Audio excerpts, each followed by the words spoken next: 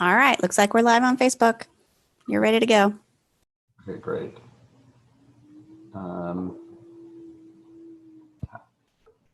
Okay. Good afternoon, everybody, and thanks for those of you who are able to join us today. As my colleagues and I do the best we can to help prepare all of us for the holiday Passover, which will begin 2 weeks from last night. It's hard to believe in the midst of all this, when we don't feel so free, we're going to be celebrating this holiday of freedom. And we're going to do the best we can at Beth Yeshurun to still give you a solid and productive and fulfilling Passover experience. Go to our website. We have classes almost every day, different types of ways to prepare for Passover. We're going to have virtual seders. My colleagues, Rabbi Morgan and Rabbi Fort, will be offering virtual seders the first 2 nights. We're putting together the best resources we can now for you to get good Haggadahs, websites that you can look for information on how to prepare for this very unprecedented Passover. I know many of you are going to be doing a Seder for the first time, just your family or maybe even alone. So I mentioned the virtual Seders, and we're going to be providing other resources that can help you do that. Also know that our kitchen's going to be providing Passover meals to go, which I'm going to buy this year. My wife and I are getting for our family. And they're wonderful meals. They come with a full Seder plate, a kosher Seder plate that you can use the first and second night of Passover for your Seders. So we're doing all we can. We want to make sure that we as Jews still have an opportunity to celebrate the holiday of Passover.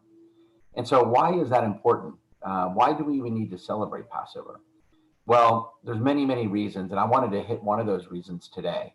And that was this very unusual, but very, sort of surprising, if you will, and very spiritually revealing of the different concepts that we deal with Passover Seder, specifically with matzah. Now, when I mention the word matzah, you probably don't feel very fulfilled, and you're probably not so excited about the matzah that we'll be eating 2 weeks from last night and constantly throughout that holiday. When you think of matzah, you don't think of being uplifted, and you probably don't think of any kind of spiritual fulfillment. But that's not how many of our rabbis looked upon it. In particular, there's this incredible commentary that I found this week. If you go to the link, it'll be posted in the chat room, and it's also posted, a link is posted to our website. And just put in a question, type in a question for Jennifer. If you can't find it, she'll send you the link directly. But this link, as you pull it up, is from an incredible rabbi named Rabbi Yishmael Yisrael Danziger, who lived from 1853 to 1910. And he was one of the most well-known members of a very powerful and important Hasidic dynasty.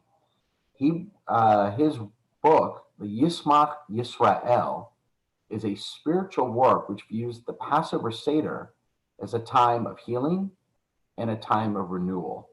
How much healing do we need right now? And how much renewal do we need right now? Certainly a lot of it. And an example of the Seder and how he viewed the Seder as a time of healing and renewal is found on this very first comment, which we're going to look at today, on Halach Ma'anya, where the healing power of matzah is discussed.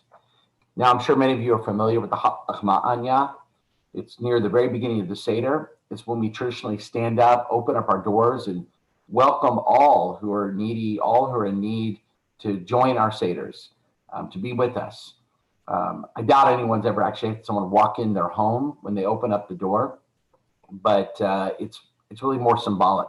It's a very powerful statement, which I think we all appreciate, this idea that as Jews it's important to open up our doors to those who are needy, Jews and non-Jews, to reach out to those who need our help. And very interesting, when we do it, right before Halach Ma'anya, we have the Yachatz, which is when we take the 3 matzahs. You know, on Shabbat, Friday nights, we have 2 challahs. Well, on Passover, you're supposed to take 3 pieces of matzah, not 2, but 3 pieces of matzah. We take the middle matzah, we split it in 2, and we take a larger piece and we put it away to hide for the afikomen later on that evening. And then we put it back, the smaller piece in between the 2 matzahs. And then we lift the matzahs we raise the Seder plate, we uncover matzahs, we raise the Seder plate, and we say out loud the Aramaic melody, the Aramaic words, Halach ma'anya, di al-chachu.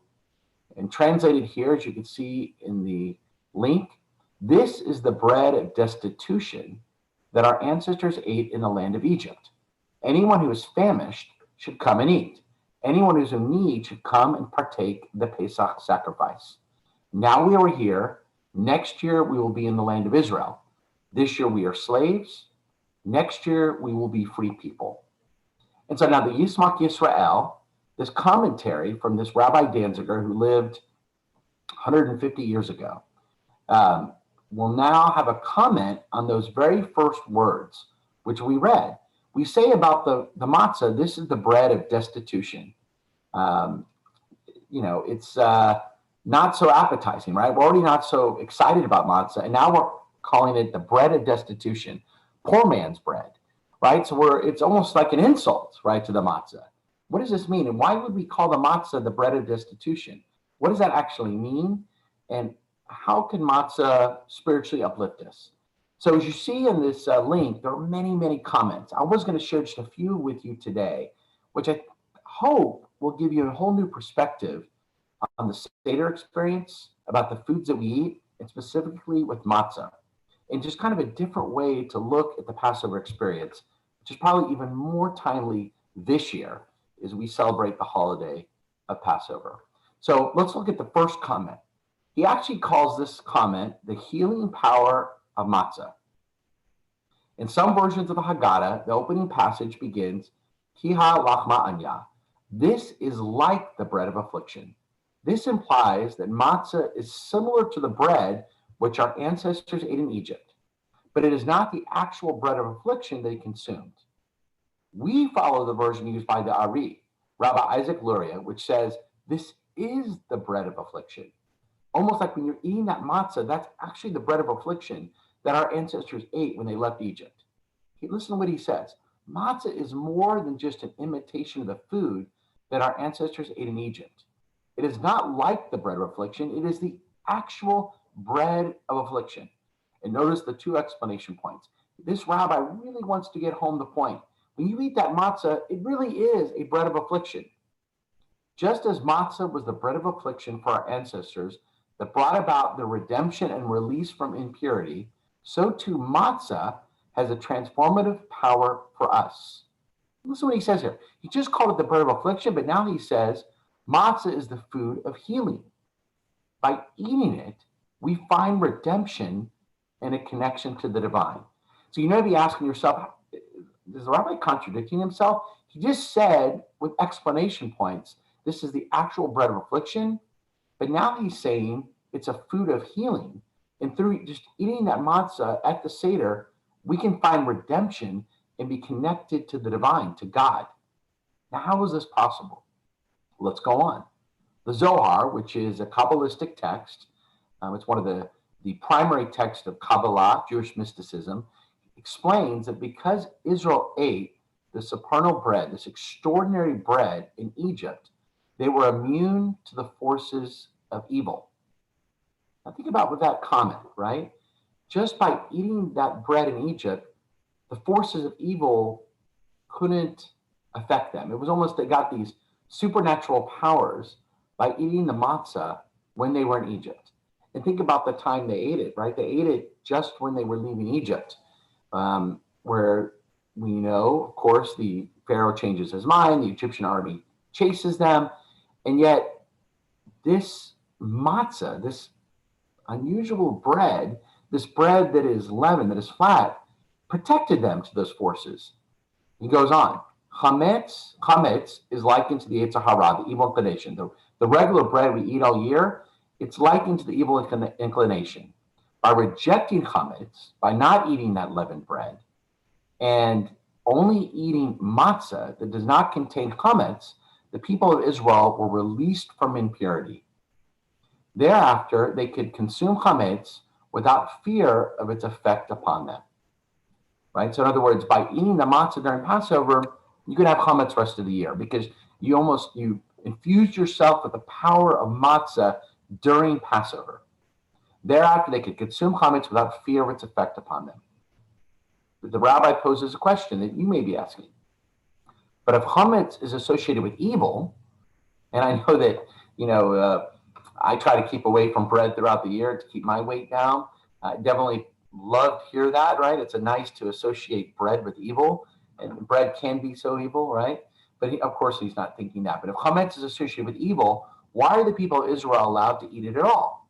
And why were certain offerings in the temple made for chametz, such as the bikurim offering? And the rabbi here is referring to the offering of the first fruits that our ancestors would offer at the temple in Jerusalem when it stood. And that actually was made with wafers, with bread offering as well. So this is explained by a parable. And we often find the rabbis using parables, allegories, to explain what they're trying to explain to us. And we certainly need that because the rabbi's throwing a lot at us. But listen to this parable. Maybe this will help. A king had only one child who became ill. At first, the doctors fed him only the special cure. But when he became better, he said the child could consume anything he so desired. So too, when Israel went forth from Egypt, they had no idea of the source and secret of faith. God said, let the people eat only matzah, the bread of healing. While they did so, they should not consume any other food. Matzah will become the remedy through which they will enter the secret of faith. After this, nothing can harm them, so they can again eat chametz. Matzah allowed Israel to enter in the service of God and the divine faith. That is why it is called the bread of healing in the food of faith. So think about it this way. This is the way I'm trying to understand this, Rabbi. I think of matzah is almost like a special medicine. We are sick, right? We're impure. We're eating chametz all year. What that really is referring to, we're committing sins throughout the year. We're doing things we're not proud of. We're making mistakes. We know we could be better. We know we could be doing more. And so now the rabbi is saying, eat this matzah, this bread of healing, this actual bread that helped our ancestors way back when. You eat it now, you'll get better through this Passover experience, and then you can eat chametz again. It's not to say go back to your normal ways. Hopefully you're not eating as much chametz throughout the year, right? But you're in a better place. So you don't have to keep away chametz throughout the year. That would be impossible, just like it's impossible to be perfect throughout the year. But you need this matzah in order to heal yourself because you've gotten so sick. And this is almost like a gift from God. This matzah, as we said at the very beginning, it's healing, right? It's the healing power of matzah. I would look at it this way, that it's another way to look at it is by having so much faith in God, by saying, you know what, I'm going to get rid of chametz for these 8 days. I believe so much in God, I'm going to eat this matzah that through faith alone, that can cure us of the spiritual mistakes we made throughout the year, of that yetzer hara, that evil impulse. It's like Passover is this spiritual remedy for all of the impurities that we've experienced throughout the year. So matzah, kind of a different way to look at it, but matzah in a way is it's spiritual, it's uplifting, it's powerful, and by just eating it, we can be cured. It really has healing power. Any questions so far? I know I'm throwing a lot at you. Okay, well, let's go on. Let's look now. 1 second. Okay, well, let's go on now. And let's go to his second comment here, which says, comment number 2, I wanted to look at where it says the poor person's bread. Now, we just said that matzah has a healing power. Now he's going to go in a somewhat different direction. Now he's going to call matzah poor man's bread, right? I mentioned the halach ma'anya. We see it as lechamoni, right? It's literally poor man's bread. He says here, this is the bread of poverty. Matzah is referred to as lechamoni because it reminds us that all blessings come from above. We are impoverished, right? We're poor, right? We're away from God, right? Not literally in poverty. Obviously some of us are, and we need to always help those that are. But we don't have the divine plenty that God rains upon us. We would have nothing, right? Without that divine intervention in our life, it's like we're in poverty. All the preparations before Passover are meant to remind us that God is the true source of blessing. Actually, the word oni has many different meanings. It means answers, since eating matzah makes us ask many questions and offer diverse answers. It also called oni as in poverty because it is prepared in the way that a poor person prepares his bread. The word oni can only be derived from the idea that we are blessed by shefa, divine plenty, which comes from above, as in the following verse from Hosea, and taking a verse from one of our prophets when he says, "And it shall come to pass that I will respond on that day, says the Lord, I will answer, Oneh, the heavens, and thou shalt answer the earth, and the earth shall answer the corn and the wine and the oil." The word anah, to answer or respond, has the connotation of providing divine plenty from above, right? So by answering our prayers, by responding to our prayers, by even being in communication with God through prayer, we assume God answers our prayers and provides us, fulfills us, right? Lav manya is the bread that is provided from above. On Passover, we are reminded that redemption comes from above. We had little to do with bringing about our own redemption. It's an act of divine grace. It was only through our acting of eating matzah that we were redeemed from Egypt. It made us aware that there's no place empty of God's presence and kindness. Now listen to this, kind of another analogy that the rabbi offers. The Talmud says an infant does not call his parents father and mother until he consumes flour or solid food. This means that wisdom and understanding comes from God, and we become worthy of them through the food of healing and faith, which teaches us that all comes from God. It was through the merit of this faith that we were redeemed and will be redeemed in the future. Matzah is called la'achma anya, poor person's bread. We are impoverished of knowledge, and only through our reliance on God do we gain understanding. When we eat matzah, we too become aware of our divine parent. So in a nutshell, I think what the rabbi is trying to explain here, and again, this is really up for interpretation. That's the beauty of studying the Hasidic masters. But the way I look at it is that, now look at the matzah as poor man's bread, right? And just we're impoverished, spiritually impoverished, not physically impoverished, but spiritually impoverished. But we eat the lechem oni. Our faith is renewed. And just as God can fulfill and fill us with plenty of spiritual faith, as Hosea reminds us, by eating that bread, we're reminded that God redeemed our ancestors, and God can redeem us as well. And by eating that lechem oni, that poor man's bread, we're taking a leap of faith that God could spiritually fulfill us. It's similar to the first comment. It has healing powers, but now the rabbi is specifically talking about those spiritual powers, that spiritual fulfillment we find by eating that matzah. So far we've seen matzah as healing power, of healing bread, if you will, and now literally a poor man's bread.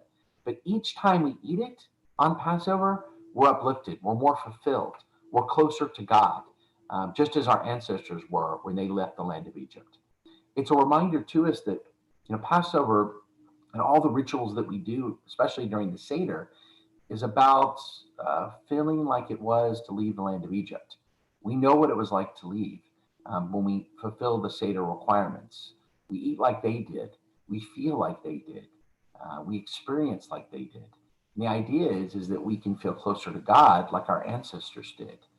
It's like we went from Egypt to Sinai in just 50 days, as our ancestors did. And so through Passover, through the experience, by fulfilling the requirements, by eating the matzah, specifically here, we too can feel like we're spiritually redeemed, that we are free. And how much the more so we need right now to feel more free, more closer to God than ever before, for many of us in our lifetimes.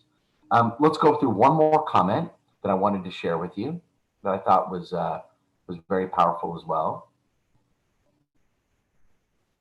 And let's go down to comment number 5. Now we're going to look at matzah. Our last comment is bread of humility, the bread of the humble, right? So we've seen it as healing bread, poor man's bread. Now it's the bread of the humble. Lechamoni. Shmuel said, Lechamoni, bread through which we are humbled exceedingly. The purpose of matzah is to bring us to a state of submission and self-abnegation, self-sacrifice, right? Which certainly many of us are doing right now. And to learn that everything comes from God and not through our own abilities. This is a lesson we learn from the sages.